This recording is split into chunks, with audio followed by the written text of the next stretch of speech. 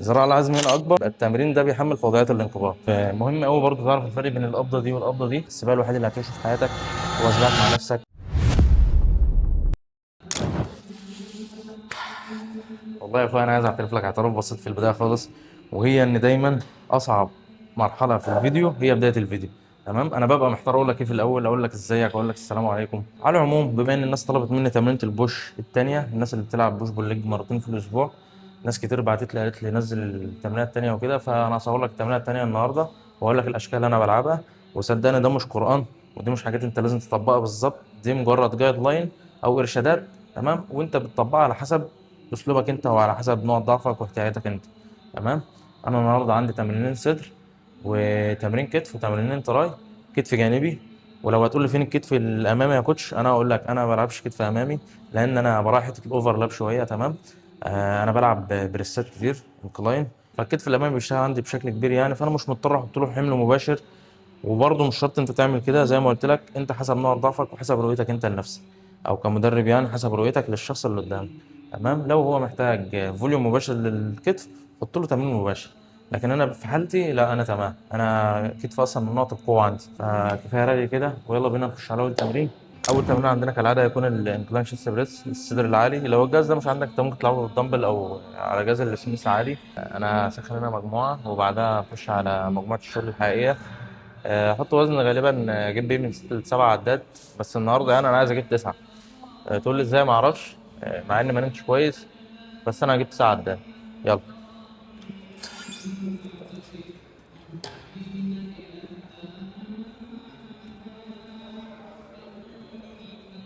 مهم جدا وانت بتلعب الجهاز ده تظبط الكرسي على حسب طولك انت. يعني لو انت شخص 190 غير لو انت شخص 170، مش هتقعد نفس القعده اكيد يعني، فظبط الكرسي على حسب طولك انت.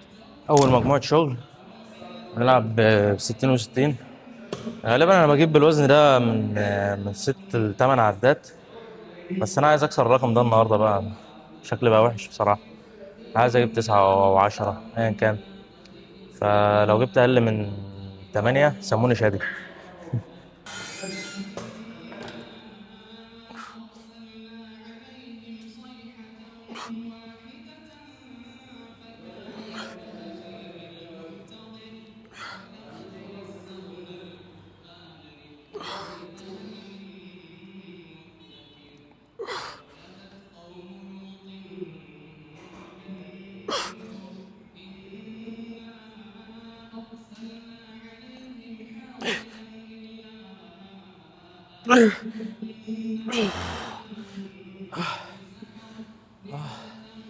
تقريبا 8 او 9 مش عارف، بقول لي انت.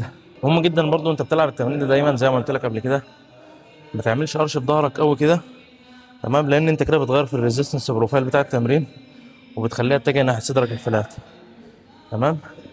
انا ماليش دعوه باسم الجهاز، الجهاز ممكن يكون مكتوب عليه انكلاين، بس انت بتمرن صدرك الفلات عادي. تمام، فسيبك من اسم الجهاز، المهم السيت اب بتاع الجهاز مناسب ليك، او انت قاعد صح ولا لا. بس كده. مهم قوي برضه تعرف الفرق بين القبضه دي والقبضه دي. تمام، مفيش واحده فيهم هتشغل لك الصدر الداخلي وواحده هتشغل لك فيهم الصدر الخارجي، مفيش الكلام ده، الاثنين هيشغلوا لك نفس العضله. تمام، فالعب بالقبضه اللي تريحك انت. تمام. وعايز برضه اقول لك على حاجه، يعني مبدا العزل مش موجود في لعبتنا، يعني مفيش حاجه اسمها انا همسك من هنا علشان اعزل الكتف الامامي، لان ده حاجه مستحيله. تمام. العضلات في الجسم بتشتغل بحاجه اسمها الفورس كفر ريليشن شيب، يعني الانقباضات اللي بتحصل في كل عضله بتحصل عن طريق عضلات تانية مساعدة. يعني حركة زي دي مش هتتم من غير التراي والكتف. تمام، فما فيش حاجة اسمها أنا هعزل الكتف الأمامي أو هعزل التراي، الكلام ده مش موجود. تمام، بس أنت من خلال علمك أو معرفتك بقواعد البايوميكانكس أنت بتقدر تحيز أجزاء معينة في العضلة. تمام. بس كده، خلينا ندخل المجموعة التانية والأخيرة ونشوف هنجيب كام عدد. بسم الله.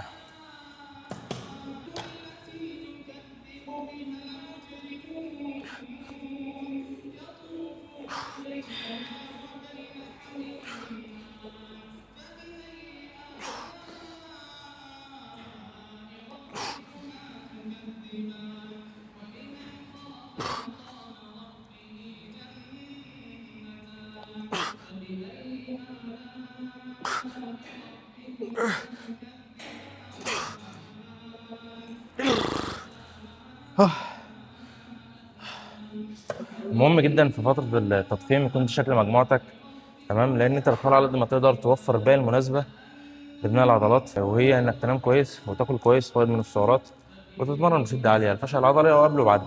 خلاص هنخش بعد كده على الفلات دمبل بريس، الصدر مستوي بالدمبل تمام. عندنا مجموعتين برضو، يلا بينا. مش عارف الهدف 6 عدات، هقدر اجيب ده ولا لا؟ هذا مثلا عارفه بعد قليل. بسم الله.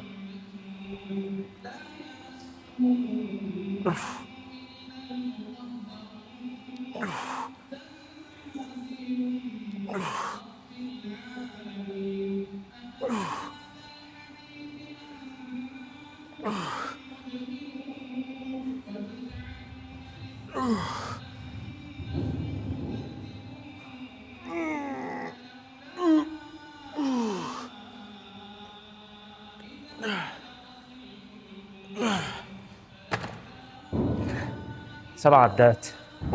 في الجيم دايما حاول تكون طماع، يعني طالما انت قادر تكمل كمل، حتى لو مكتوب لك 6 عدات او 7 عدات وحاسس انك قادر تكمل كمل. وبرضه عايز اقول لك على حاجه، مش شرط كل مجموعه تكسر فيها وزن. انت مش سبايدر مان يعني، تمام.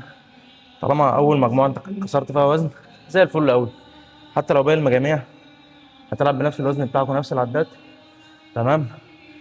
وحتى كمان لو لقيت نفسك بتتراجع في الاوزان شويه في المجاميع اللي هي الاخيره عادي برضه. ده طبيعي للفتيج اللي انت عملته في البدايه اصلا. ف حاول تكون طماع بس في نفس الوقت حاول تخليك ذكي، بس كده. طيب بعد كده عندنا تمرين اللاترال ريزيس في الجانبي تمام. هنلعبه بالدمبل. ايه الفرق ما بينه وبين الكيبل؟ الفرق في وضعيه التحميل. في واحد فيهم بيحمل في وضعيه الانقباض، واحد بيحمل في وضعيه الاستطاله او المنتصف على حسب مكان الكيبل يعني. طيب بتعرف ازاي؟ علشان تحلل اي تمرين اول حاجه بتعملها بتحدد اتجاه خط المقاومه. طب في حالتنا في حاله الدمبل دي بتعرفه ازاي؟ انا همسك الدمبل والعب كده تمام. لو انا سبت الدمبل هيقع فين؟ هيقع على الارض، يبقى اتجاه المقاومه نازل لتحت. بعد كده بتشوف ذراع العزم بيكون اكبر في انهي جزء من التمرين او في انهي جزء من العد. ذراع العزم هو المسافه ما بين المفصل واتجاه المقاومه. المفصل هنا تمام، واتجاه المقاومه قلنا نازل كده، فمفيش زاويه ما بينهم. الزاويه ما بينهم صفر لان هو خط عمودي تمام. الزاويه ما بينهم كل ما تكبر كل ما ذراع العزم بيزيد تمام. فانت هترفع كده كده كده كده تمام. ذراع العزم هنا اكبر لان المسافه هنا كبرت تمام. يبقى التمرين ده بيحمل في وضعيه الانقباض، على عكس الكيبل اتجاه خط المقاومه بيكون الحبل تمام. فلما نبقى نروح له هشرحه لك برضه. طيب كفايه بقى فيزياء وكفايه بايو ميكانكس، خلينا نلعب التمرين عشان نروح. يلا بينا.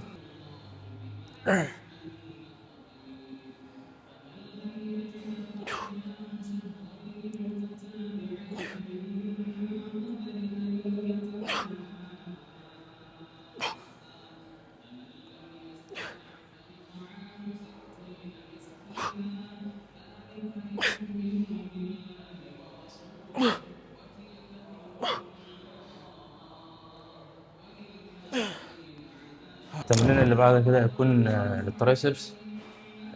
هلعب ترايسبس اكستنشن كروس تمام. انا بحب التمرين ده بصراحه لان هو بيخليني اعمل اقصى البو فليكشن واقصى البو اكستنشن. طيب هنخش اول مجموعه وبعدها عايزك في حاجه مهمه.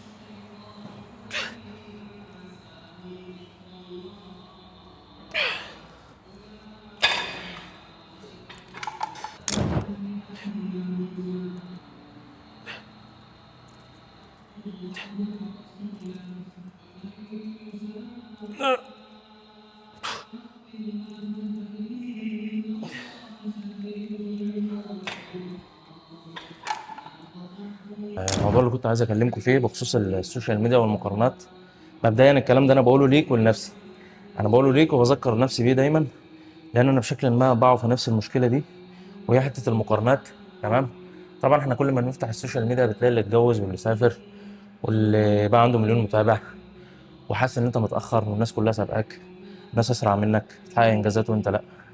بس انا عايز اقول لك على حاجه، هي المقارنات اصلا غريزه جوانا احنا كبشر، من واحنا صغيرين، بدايه من إن خالتك جاب مجموعه اعلى منك، او ابن عمتك توظف وظيفه احسن منك. تمام، فحته المقارنه دي احنا مش هنقدر نلغيها تماما، بس الموضوع هيقل بشكل كبير لما تدرك فكره ان انت مش في سباق مع حد، انت في سباق مع نفسك. تمام، وكل واحد في الدنيا دي له قصه مختلفه وعقبات مختلفه وظروف مختلفه. تمام، فما تحاولش تقلل من انجازاتك انت حتى ولو بسيطه علشان حد تاني وصل لحاجه معينه في حياته. تمام، وبرضه عايز اقول لك على حاجه، حته الصور اللي انت بتشوفها دي، الشخص ده اختار الصور دي بعنايه قوي. انت بتاخد صوره تمام من شخص هو مسافر او هو عامل فورمه ومنشف او ايا كان، صوره واحده بس، وبتقارنها بحياتك كامله. تمام، بكل ما فيها بقى بتعب ومجهود واحباط وفشل وكل حاجه. تمام، فدي مقارنه مش عادله بصراحه. انت لو تقارن حياه بحياه، تمام، لكن صوره بحياه كامله، فمعلش يعني انت كده غلطان، وانا زيك برضو. تمام، فاحنا هنحاول على قد ما نقدر نقلل من المشكله دي، زي ما قلت لك، انك تفكر نفسك دايما ان انت مش في سباق مع حد. ما تحاولش تقلل من انجازاتك مهما كانت بسيطه، فهي ما زالت انجازات برضه. فكره انك تصحى اصلا كل يوم وتعمل نفس الحاجه، والله العظيم دي حاجه يعني انت بطل، انت مفيش حد احسن منك، تد الدنيا. تمام، فما تقللش من انجازاتك حتى ولو بسيطه، هي ما زالت انجازات برضه. تمام، ودايما نسعى انك تبقى احسن، بس ما تجلدش ذاتك علشان فلان وصل او فلان عمل. ده المفروض يحفزك انت. تمام، مبدئيا ندعي له، تمام، وفرح له طبعا. تمام، ده هيعود عليك انت صدقني. لما بتتمنى حاجه حلوه لحد، ربنا بيكرمك. تمام، فبس خليك انسان سالك، وما تتفهش من نفسك ولا تقلل من انجازاتك ولا تجلد ذاتك. بس اخر تمرين عندنا هيكون للترايسبس. تمام، اوفر هيد.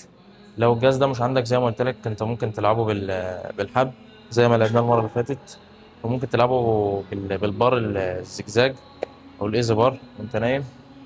بس انا عندي هنا مجموعتين برضو، وبعدها نقفل الفيديو ونروح.